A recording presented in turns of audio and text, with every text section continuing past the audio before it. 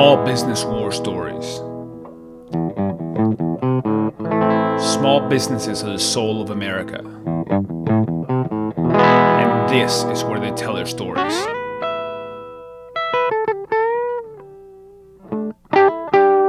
I am your host, Pablo Fuentes.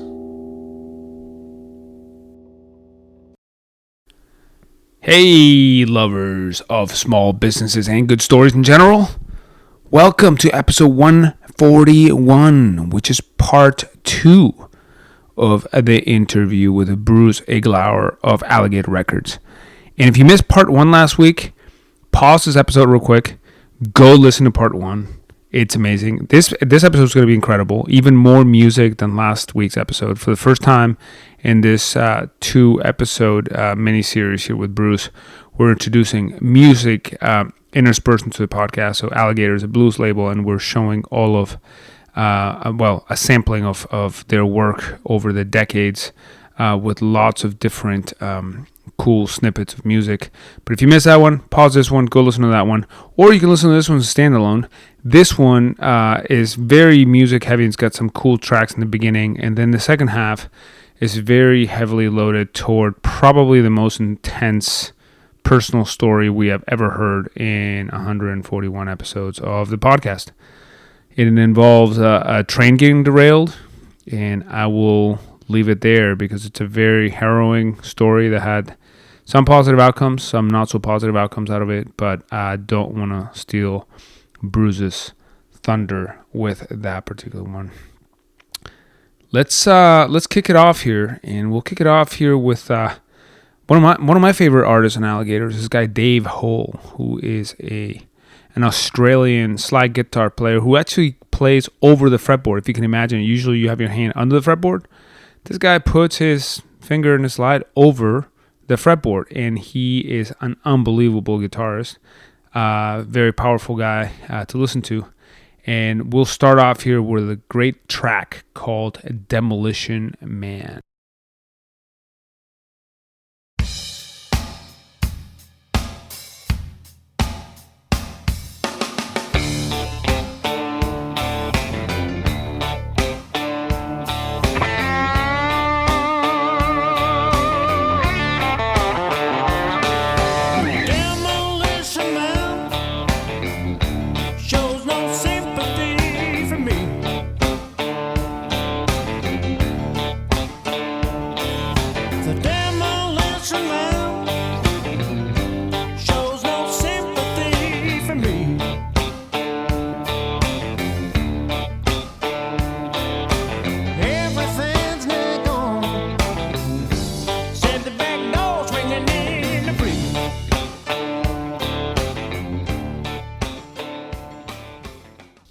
Let's talk about the importance of mentorship. You talked about how early on you had you call him your father figure. Like he's like a father to you, right? Bob Kester, yeah, yes, Bob from Delmar. Kester, yes, right. Very much so. In my book, I said the first time I met him, and he was expounding on not only on music but on politics and on how to sweep the floor properly, and I wrote an 11-line single sentence summarizing Bob Kester's monologue in his record shop. And I said, and at the end, I thought, I want to grow up and be that guy. Okay. So are you mentoring? So that was a tremendous inspiration to do all the things that we covered in this podcast. Are you mentoring other people now to continue this legacy of the things you're doing?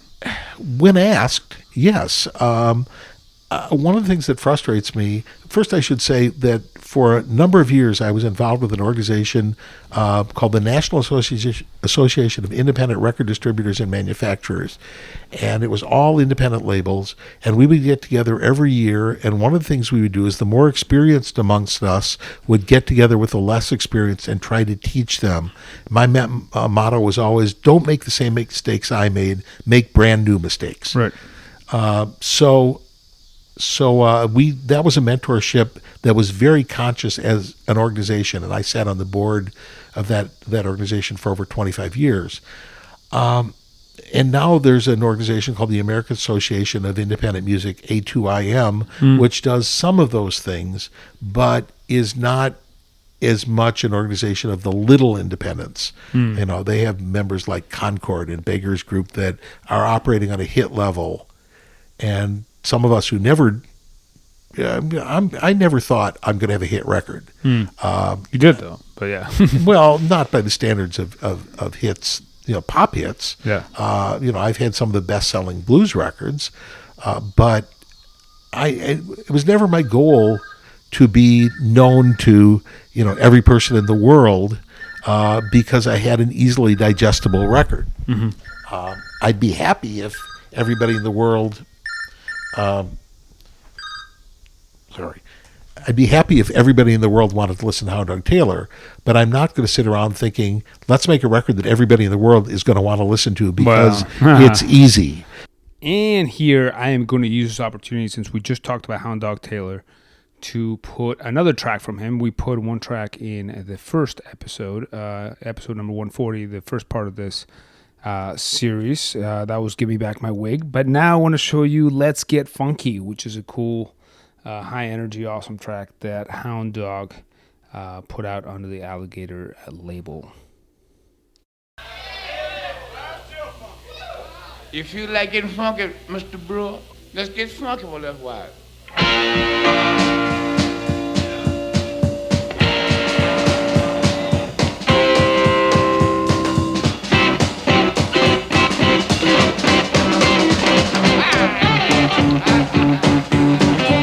Say what?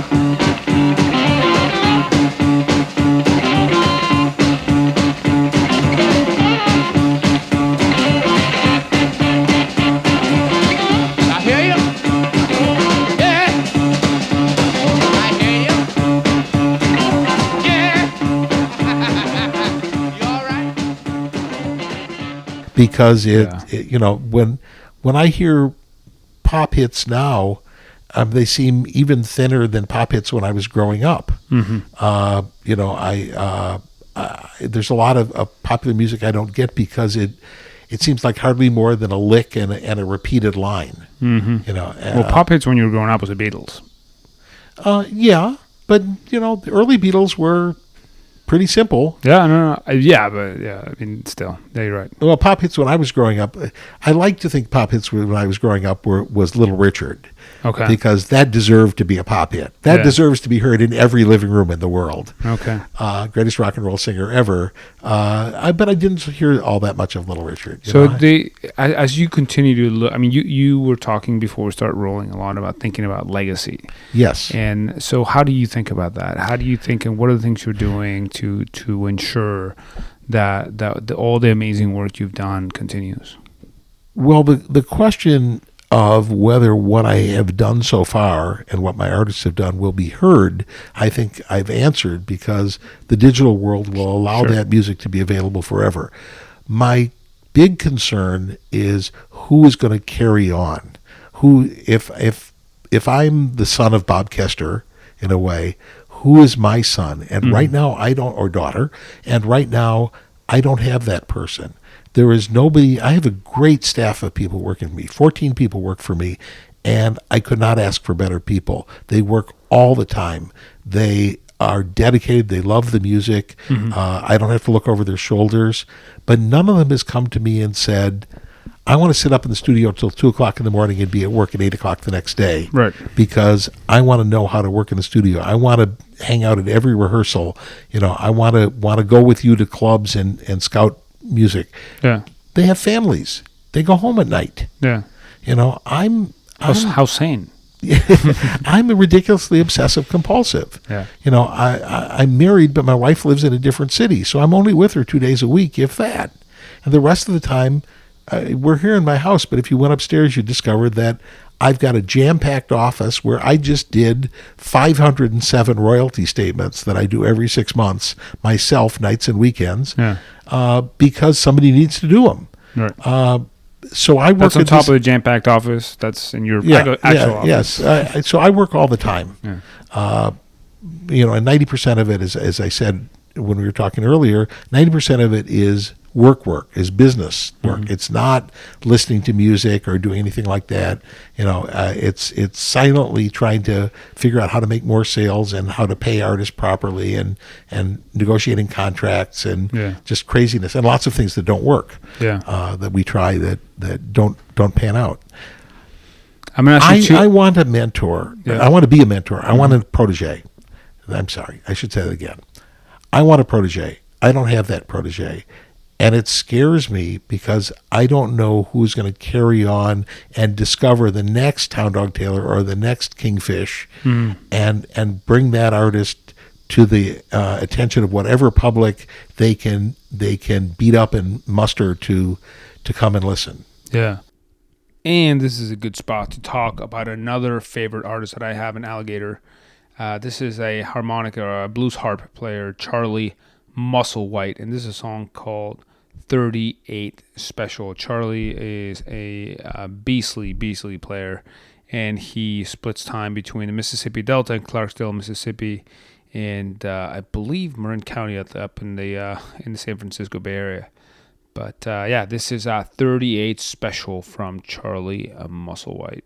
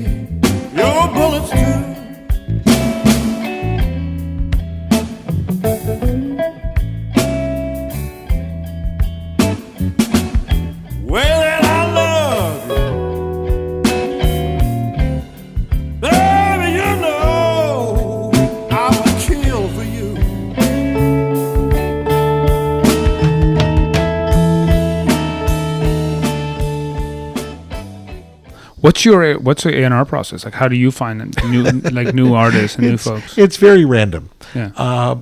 I have friends all over the world who tell me about musicians I should hear. One of the joys of YouTube, and it would be nice if they paid for the music a little bit more, but one of the joys of YouTube is you can check out artists without flying to other cities to see them. I still listen to demos and submitted music, and I go to clubs.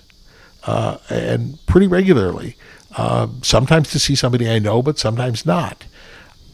I always have a list of people I'd like to record or like to put on an Alligator that's longer than the list of more than the number of people I can release records on every year. And I have 15 artists on the roster right now, with commitments to continue to record them.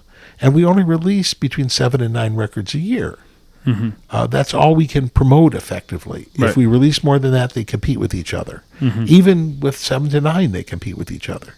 So I can't have a roster of 30 artists and serve them properly. And I also can't have a roster of 30 artists and sell enough of each one, because we have to maximize sales on everybody. There's no B list. There's no put it on the market and see what happens records on Alligator. There were. In the 80s and 90s, every once in a while, I'd pick up a master from somebody like Rayful Neal that I knew was for blues fans only, and I knew had a ceiling. And I'd release it, and hopefully the name of Alligator on the record would be enough to create enough sales to at least break even, and I'd have something in my catalog that I was really proud of. But now everything's got to be an A release. We can't wait and see what happens. Every record has to be worked. And one of the things we do that is different from any other label of any size anywhere that I know of is we promote and publicize every single live performance by every one of our artists, no matter whether they have a new release or not. So I have 2 full-time publicists on staff. I have 2 full-time radio promotion people. I have a full-time internet promotion person. And then I, of course, have sales managers. We run a mail order company. We do all of our own packaging design. It's happened that now the live performance has become the store, Right. at least as far as physical goods are concerned. You can buy online. If you're lucky enough to live in Portland down the street from Music Millennia, or in Austin down the street from Waterloo Records, or in Denver down the street from Twist and Shout Records, you can still get a nice physical CD or LP that you will love and hold for the rest of your life. Yeah. But everywhere else, you're going to buy online, or you're going to stream, or you're going to buy at the gig and get that autographed copy and shake hands and get the selfie with the artist. Because it is like a symbolic. There's this crazy statistic that for young people, I think 40% of vinyl goes unopened, because it's like people just want to show. I interviewed Karen Kelleher, who runs a plant called Gold Rush Vinyl in Austin, and it's a new vinyl pressing plant. And they're doing a great job, and they're growing a lot, and there is a renewed interest in physical media. Now, I do think Austin has a particularly strong market for that. But yeah, that she told me a statistic, and I was floored, because it does, in a world where everything is available through, whether it be streaming or YouTube, picking the things that you're going to have on your shelf and having like that connection with the artist is special. Absolutely. Our artists are their own best salespeople, and I don't just mean they're good at selling CDs or sometimes vinyl. I mean that fans attach themselves to artists. One of the things I love about blues is pop music is very ephemeral, and artists come and go.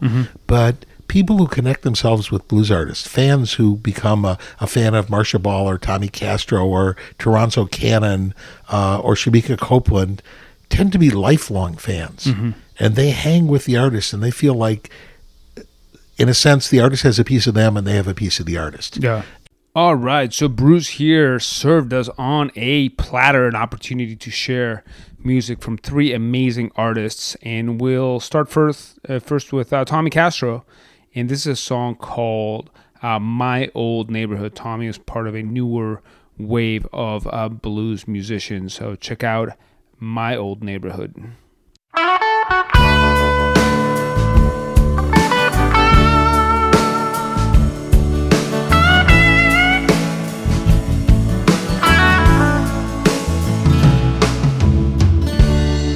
The air was cold as I ride my bike to school on Monday morning.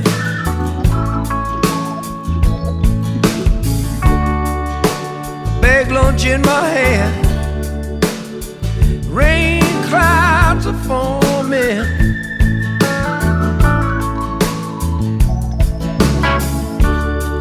I see men with lunch pails and coffee start their steel trucks and cars.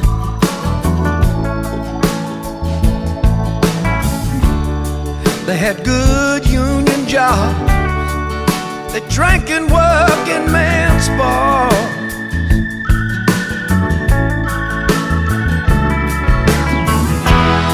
I go back in my mind to a simpler time where I was new just where I stood in my own neighborhood. In my own neighborhood. And also part of a newer wave of artists is Toronzo Cannon. That's Toronzo Cannon. And he's a really great guitar player and a powerful artist. This is a song called The Chicago Way.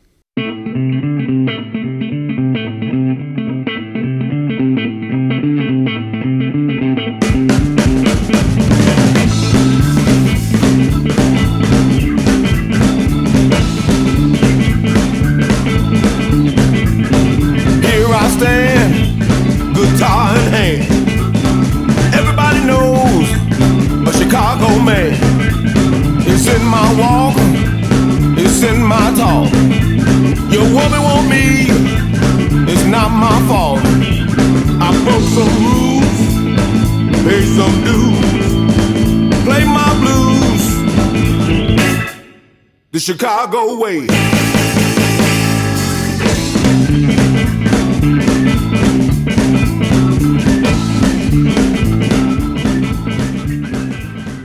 And last but not least on this particular little segment here, this is a track from Shemekia Copeland called Ain't Got Time for Hate.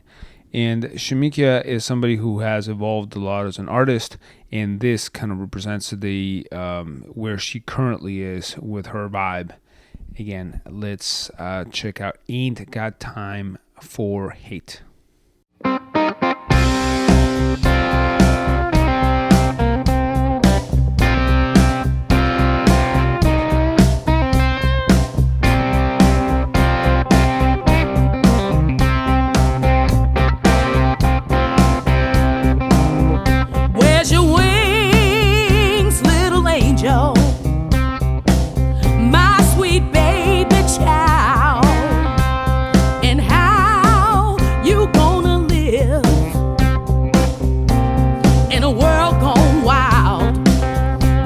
Be smart, you better be strong.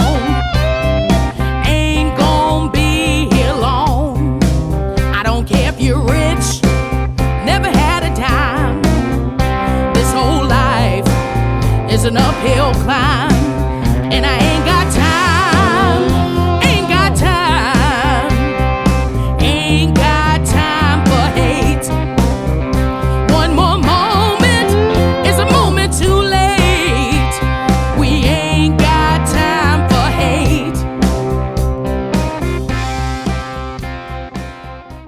And this is more to them than a form of background music and something where you're just tempted by the next person down the street, to the next artist down the street, to change affiliation. Yeah. And one of the reasons, I guess, that we have a lot of adult listeners is that adults tend to establish their taste.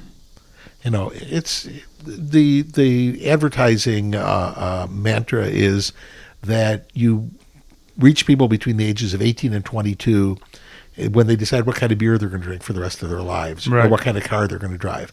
Now, that's not nearly as true as it used to be, because it used to be people got married and started families between the ages of 18 and 22.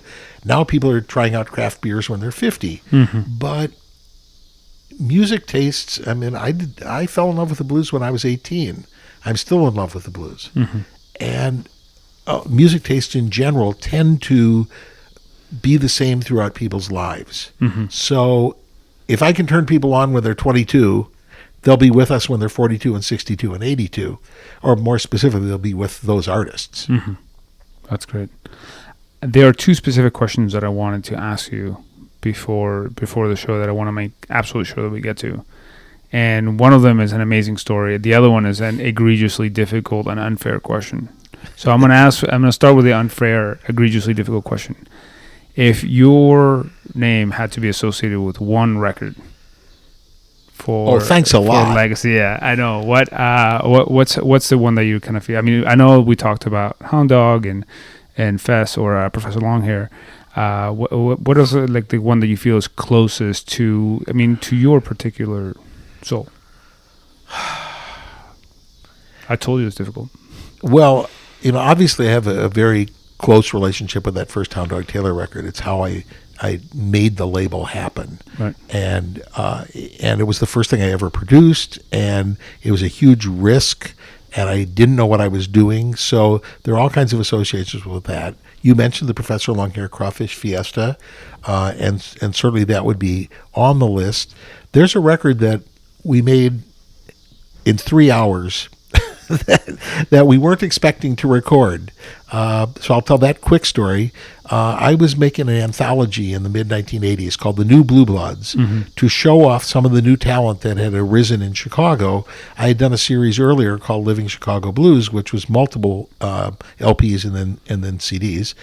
But this was just going to be one record with 10 artists. Mm-hmm. And one of the bands I brought in was a band I didn't know very well called Little Ed and the Blues Imperials. Mm-hmm.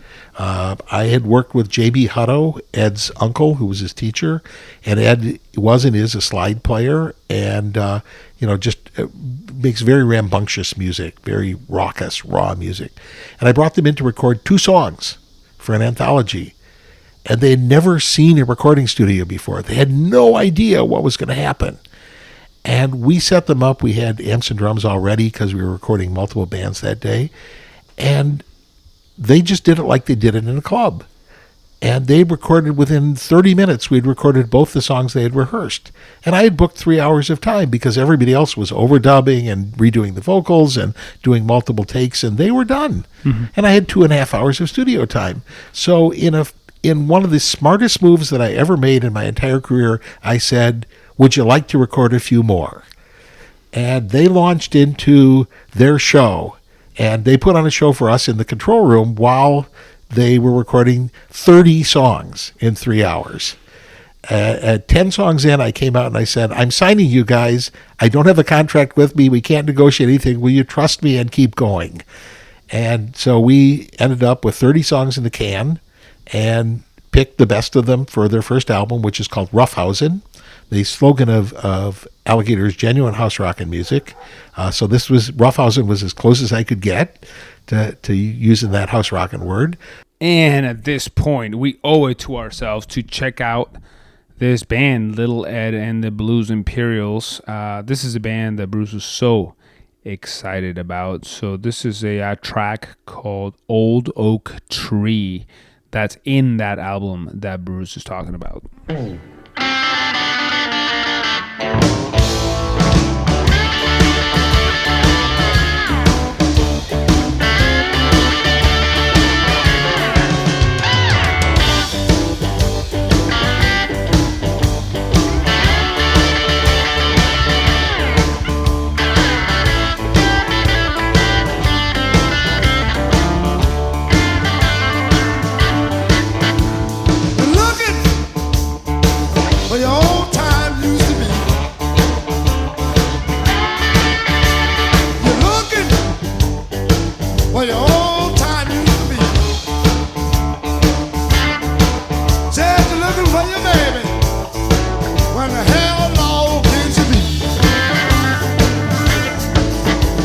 And because this is the album that Bruce is so excited about, we'll do 2 tracks from it. So this is another track from Little Ed and the Blues Imperials called She's Fine, She's Mine.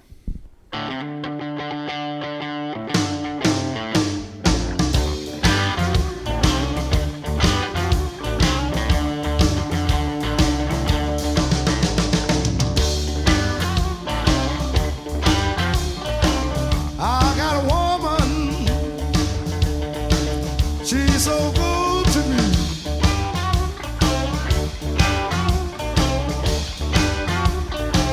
She said like a wall, yeah. Willow tree. But what I like about my baby,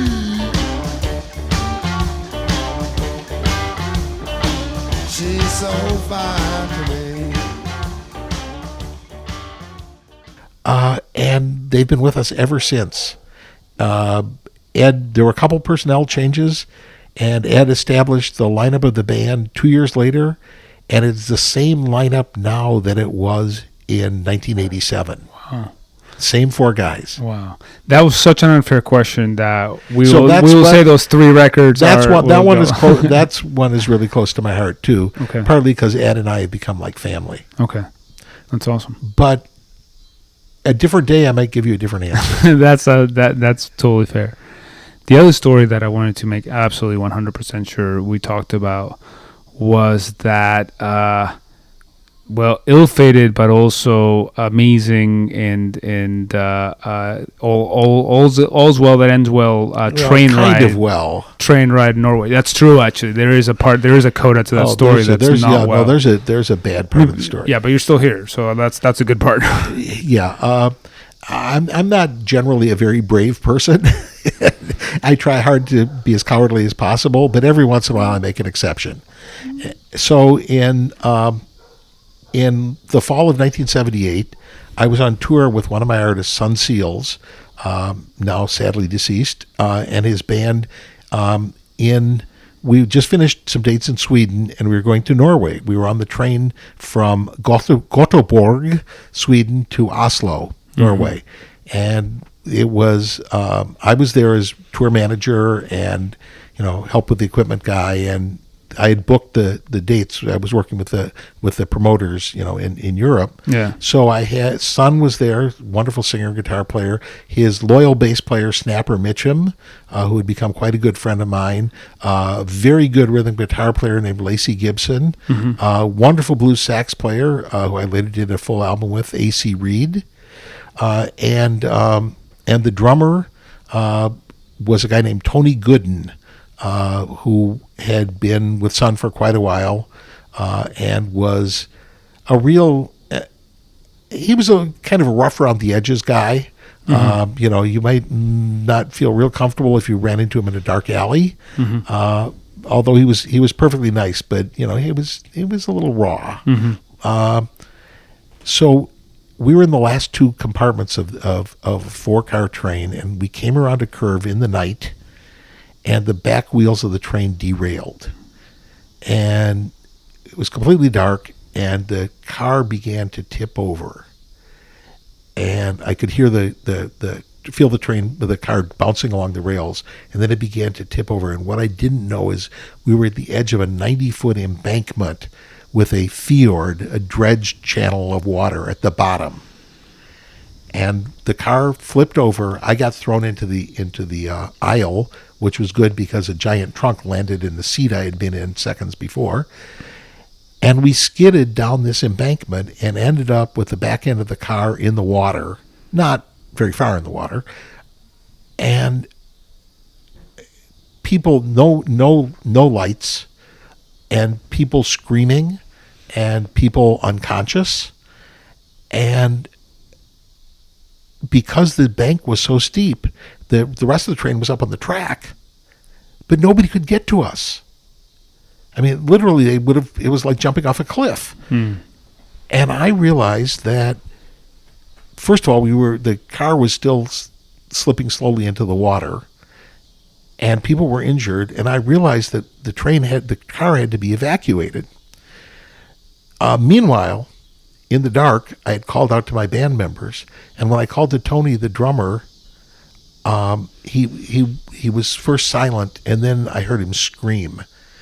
And his arm had been caught in the door of the compartment and been cut to the bone. The entire inside of the flesh, the nerves, the blood vessels were all completely exposed. He was spurting blood, and of course he was terrified, as he had every right to be. And the rest of the guys were uninjured, but we realized that if anybody was going to save us, it was us. And if anybody was going to save anybody else, it was us. So 3 of us struggled with the back door of the train because it was the only way out. The sliding door, that separates one train car from another, which was almost upside down, and it was off its runners, and we couldn't get it up. We couldn't get it open. We were trapped in the car. And then the other guys went back to try to help Tony. One of the band members, Snapper, had been in Vietnam, and he tourniqueted Tony's arm to help cut down on the bleeding. And then there was that moment like you see in movies where the music gets real funny, and I grabbed this door and lifted it up entirely by myself. 3 of us had struggled with it, and somehow or other, I guess I must have had a surge of adrenaline, or maybe something more spiritual than that, who knows. And I was able to get this door up, and I realized that I couldn't let go of it because it would guillotine down. And I was sure enough, because it's like little old lady lifts up burning car, to get free up grandchildren. You only get to do that once. You don't get strong and stay strong. So I wedged myself into the back corner of the train and lowered the door onto my shoulder and made my body rigid. And it was just the right height to keep the door open to allow people to get out. And I called to my guys, and they got Tony out. When out means into the fjord. It doesn't mean onto the land. So they got Tony out, and they managed to drag him up. There was just a little lip of land right at the bottom of this embankment. enough so somebody could sit on it, and you'd probably have your feet in the water, but at least you were safe.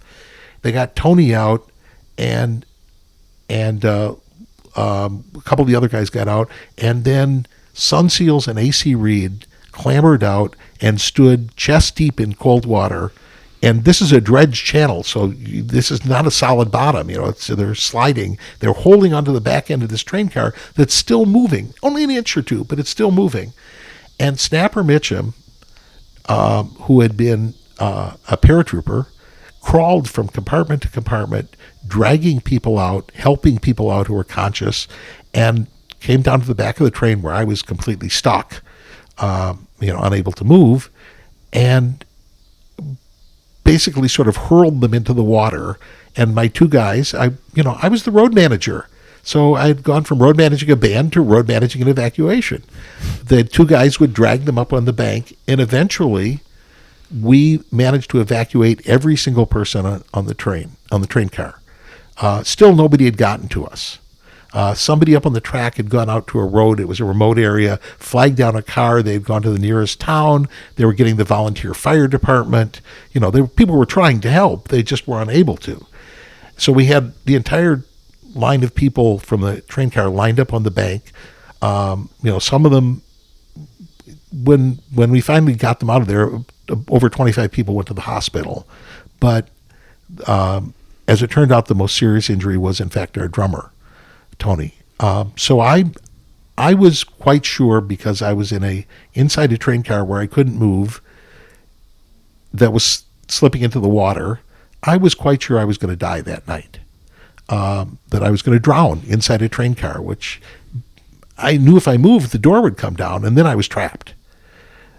And I decided that under those circumstances, that I didn't want the last thing that I thought of myself to be, "You're a coward." So I stood there thinking I was going to die. I thought Snapper was going to die with me. And he kind of did too. And at last he got out, and at that moment I had bought for this trip one of those, you see road managers with them all the time, one of those silver cast aluminum briefcases, the watertight kind. And I had all the contracts and all the stuff, and I knew, part of my brain knew, we're not going to finish this tour. Tony's not going to play the rest of this tour. And we don't have enough money with us to buy plane tickets to fly home. So we're going to have to get the Norwegian National Railroads to come up with some money to A, take care of us, B, fly us home. So I'm going to need those damn contracts to prove that how much money we were losing. Contracts that are in the briefcase. Right. So the briefcase literally floats up and hits me in the leg. And I look at the briefcase and I look at the opening of the door, and I'm able to reach down and grab the briefcase and wedge it into the door. And then I climb out into the water. And I used to wear cowboy boots. And one of the things about cowboy boots is when you're standing in chest deep in water, they fill with water real fast, and they become very heavy. So I was sliding into the fjord and grabbed the briefcase and yanked it out of the door. The door came closed just like a guillotine, just like I thought it would. And luckily my guys grabbed me before the briefcase and I went under and dragged me up on the bank. And by that time, the fire department was there, and they had run ropes down and formed a human chain, and were bringing people up the side of this embankment. Wow. How long was this from the time? It's hard to tell when you're doing something like that. I would guess that I was holding that door about an hour. Oh, shit. But you warned me you were going to cuss, and I'm the one cussing. It may have been shorter than that. It may have been a little longer. Yeah. It seemed like eternity, of course. Yeah. But I was thinking all the time, and trying to make sure that I wasn't missing anything. I wasn't missing any people. I wasn't missing any opportunities to get out of there. Yeah. I remember when the train first turned over and we got to the bottom of the embankment, the restroom, the little, passengers will please refrain, was overhead, but we managed to get I was scared there was somebody in there injured. We managed to get the door open and nobody fell out, because they would have fallen Right. Completely across the roof of the inside roof of the car. Sure. So I got out.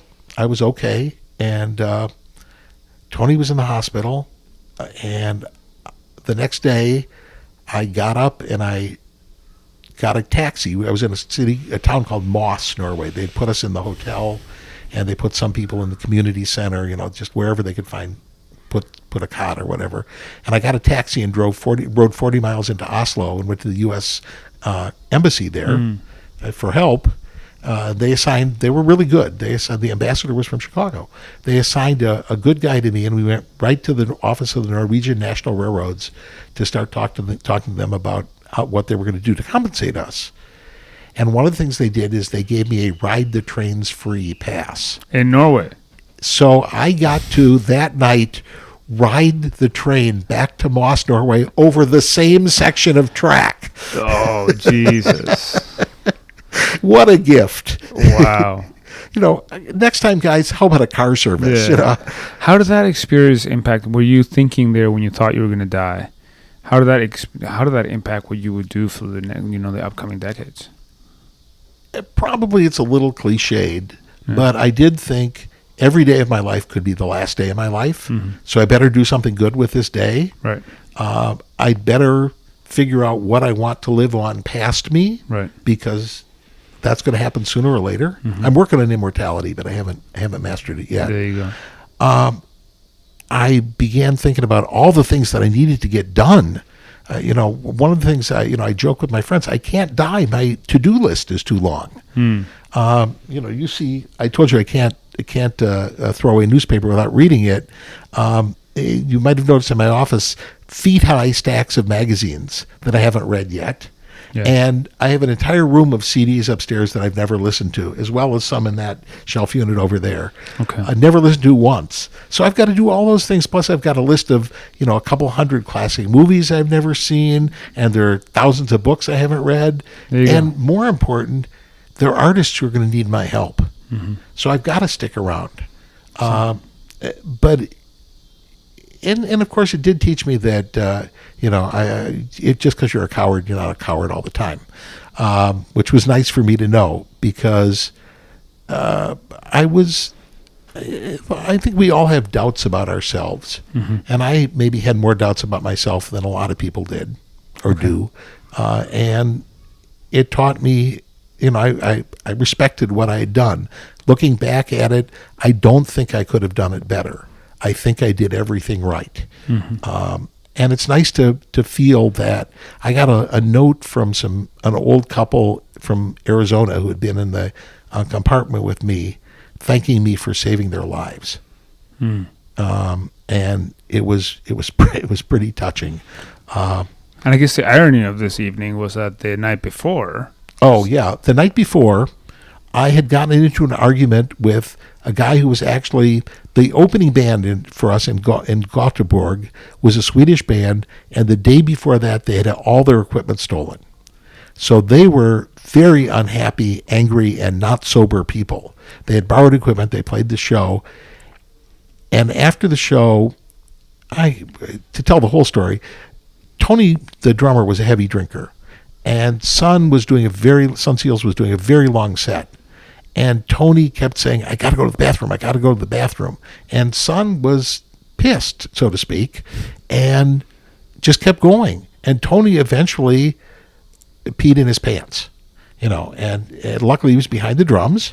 And I went to the dressing room and I got his jacket and tossed it to him so that when he got up from behind the drums, he could hold his jacket in front of himself. But Sun was furious. And we went back to the dressing room, and Sun said, I need this room. And there was only one dressing room. And I went and told the Swedish guys, I'm sorry, you're going to have to leave the dressing room. And they were drunk and angry. And the leader of the band challenged me to go outside and settle this like a man. And I totally chickened out. I backed away. I whined. I pleaded. I did anything except raise my fist. I'm not a fighter. But I was, that night my penis shrank to being half an inch long, and I felt very unmasculine. So the next day I was still mentally beating myself up for not having gotten beaten up by this Swedish guy. And I was feeling like, I have to prove to myself, I have to find some way to get over this feeling of being a wimp. And then less than 24 hours after wimping out, I actually had to do something that meant something, not to prove anything to anybody else, but to actually save some people's lives. Right. And probably the fact that I was so mad at myself for wimping out helped me not wimp out then. Wow. And it is worth noting, like you said, I said all's well that ends well, and to some extent that was true. However, Tony never recovered. That now, let me say something really nice about a socialist country. They sent the best surgeons in Oslo down to Moss to work on him. They sutured his nerves. Nerve tissue isn't supposed to grow back. They sutured the nerves. They worked on him all night, multiple doctors. And he was actually able to regain the feeling in his hand and circulation, but unfortunately, he wasn't able to grip. Whatever result happened, he was not able to hold the drumstick. Right. And he couldn't play anymore, and he didn't have any other skills, and he didn't have a very functional right hand. And eventually, he was moving into a worse ghetto apartment, and they were clearing out some stuff that had been left in the apartment. And it was a third-floor apartment, and he and a friend of his carried out a rolled-up carpet that they were going to drop into the dumpster down on the ground. And Tony leaned up against the porch railing holding this carpet, and the porch railing gave way, and he fell 3 floors and died. It was maybe 2 or 3 years after the train wreck. Mm-hmm. And there's no bright, happy side to that. What happened to him was totally unfair. It should not have happened to anybody, but so much of life isn't fair. I miss him. I remember him. Now, Snapper, Mitchum, and I, Sunseals, A.C. Reed, and Lacey Gibson are all deceased now. Snapper, Mitchum, and I stay in touch. He's had a really hard time of it. He was a Vietnam vet, as I said. He was exposed to Agent Orange in Vietnam, the defoliant. And my mentor, Carl Weathersby, same thing. Right. Mm-hmm. And it's done horrible things. They said it didn't hurt people at all. Totally a lie. Yeah. Snapper is severely diabetic. He's bipolar. He's lost all his teeth. He struggles a lot in life. But I hear from him about once a year. And I did an event up here in Evanston, Illinois, about 3 miles north of here, at a place called Space, which is a live performance venue. Yeah. And my co-author and I, Patrick Roberts, and I were opening for Little Ed and the Blues Imperials. They were the headliner. We were the opening act, talking. Mm-hmm. And Snapper showed up and sat in with us. He came up and he told the story of the train wreck and hugged me and cried. And I said that he was the bravest man I ever knew, and he said I was the bravest man he ever knew. Life isn't fair. Life hasn't been fair to him. He's one of the best people I know in the world, and he's just had such a struggle. And thank you, U.S. government. And I can't. Part of me wants to save the world, and I just can't save everybody. Mm-hmm. Yeah, it's probably a good thing to remember. I mean, you have in many ways saved the world by inspiring people to play amazing music, by having, not only by giving artists opportunity to spread their message, but also people who listen to your music. I didn't know when I first heard, things like "Give Me Back My Wig," which were like Hound Dog Taylor song. Yeah, Hound Dog Taylor song. Hound Dog didn't always take himself so seriously, folks. Yeah, which is, that's a song that you can hear in some of the stuff that I play. I have like that funky, like aggressive, raucous, I guess style. But also, I don't know. I think that the fact that you were able to work with people like Professor Long here to express their music and influence people. And I should say that it's about those moments. I've been in the studio to produce or co-produce about 130 albums in my life. All right, so that was a heavy story, and Because Bruce was at that time touring with Sun Seals and all these stories involve his band, I wanted to share a track from him. It's called Now That I Am Down.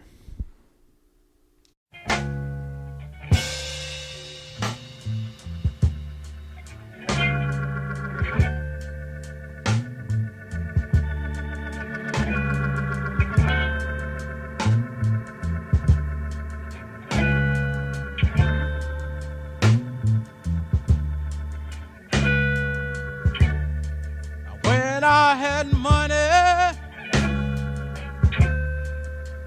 I was the talk of the town.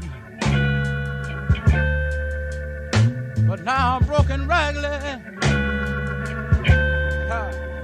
and they don't even want me around. Bad, bad boy. How your friends can let you down.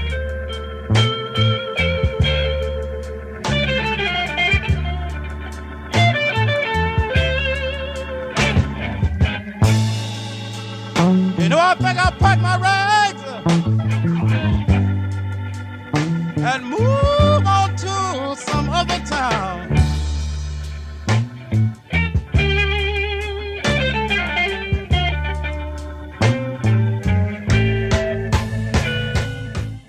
Although I do other things related to the creative process. Yesterday, spent 12 hours. Remixes were being done on Tinsley Ellis's new record. Mm-hmm. Everyone was being sent to me for critiquing. So I was coaching the mixes by long distance. Yeah. I don't just say to people, record whatever you want to. I always do preparation, and one of the things I do is I push artists to stretch themselves, to not do the expected thing. Now, there's some artists, Little Ed and the Blues Imperials do what they do. I can help add a little, maybe to write a better lyric, but musically, they're going to sound exactly like Little Ed and the Blues Imperials, mm-hmm. and it's glorious, and they should. That's amazing. But for an artist like Toronzo Cannon, who's still learning what he can do at the age of 52, because he didn't really start writing his own music till he was in his 40s, if I say to him, surprise me with a chord change, surprise me with a groove, surprise me with a lyric, and he will take the challenge and go and become a better songwriter or mm-hmm. a better guitar player or a better arranger because of what I've said to him, because I've challenged him. And I always say to artists, if you're coming in the studio to record for Alligator, I want you to make the record that you're going to play for your grandchildren, and you're going to say, that's me, that's my best. If you want to come into the studio just to make another record or just to get some money, find somebody else to record you. That's a good lesson for life in general, right? You want your work to be your best. Well, I think there are jobs where people can do an adequate job and that's all that's expected of them. Mm-hmm. But when you can do more, and especially when you know that if you do more, it's going to have a life beyond you. I'm still thinking that I was sitting with some friends of mine who live in France, and we were talking about, how difficult things are in the world right now, and often discouraging. And I said, in 10,000 years, whatever they then call human beings might be sitting around saying, I can't believe those people, in 1950 or 1960 or 2018, they would actually kill each other. They would not feed each other. They would do such horrible things to each other. They could barely call themselves human. But, that Hound Dog Taylor, that was pretty good. That is an amazing way to close down the show. Where can people find you? So if people are interested in Alligator releases and learning more about what you're doing, what are your websites? Well, luckily, one of the few genius moves I had besides telling Little Ed to record some more songs was I read about the internet in the early 1990s and went, oh, this sounds kind of cool. I should get one of these. And I went back to the internet, one of these website things. And we were selling online by the mid-1990s. Mm-hmm. And thus we own the name, maybe our most valuable asset, alligator.com. That is impressive. Easy to remember. Yeah. Nobody wanted it. Yeah. So Alligator.com. we're alligator.com, and you can read the whole history of the label. You can read bios on all of the artists. Yep. You can listen to a ton of music, some full songs, some samples, and you can buy any of the music that And your we book, have. too. Oh, and my Bitten book, by which was the published Blues. by the University of Chicago Press. That's a great book. It isn't a vanity That's what project. sparked the interest in this interview. So. Well, thank you. And people have liked the book, and it's not, there's some business in there, but you'll learn a lot about what kind of people Hound Dog Taylor and Albert Collins and Coco Taylor were, and how they worked in the studio, and how they worked live, and hopefully get some insights, because I knew when I started the book, now, do people want to read about me or about Albert Collins? And it took me about a nanosecond to answer that question. So I think of the book, Bitten by the Blues, as being like I'm the camera. Yeah. And you're seeing through my eyes and experiencing what I experienced. But I'm not the cool part. I'm the lucky part. I'm the guy. You're good at sandbagging. Yeah, a lot of your stuff. Seriously. I mean, the way that these artists created their music and the lives that they lived, and especially the people who grew up down south in the even worse than nowadays. Those were amazing, giant people who had to battle every single day of their lives. I grew up comfortably middle class. I didn't have the struggles that they had. To do all that and create music that is so full of joy and so much reaches from one soul to another. That's an amazing, amazing talent that they battled in order to be able to express their talent. I just got to find them and help them memorialize it and maybe grow it. But they did the heavy lifting, not me. That's fair. We will take a photo here for the episode with the epic guitar, and if you were to choose one track to sign off on the episode, which track would it be? Oh, great! Thanks a lot. I'm going to let you decide that. You know the catalog. Sounds good. Thank you, sir. Thank you. It's been an honor to sit down with you and learn your story. And I wish you many, many more years of success. Well, I've got a long to-do list, so I'm trying not to go anywhere for a long time. Sounds good. Thank you, sir. Thank you. And this is unbelievable, but we have come to the end of our 2 episodes. I do want to share Sonny Landreth, who is a slide guitar player that I really like, called Taylor's Blues.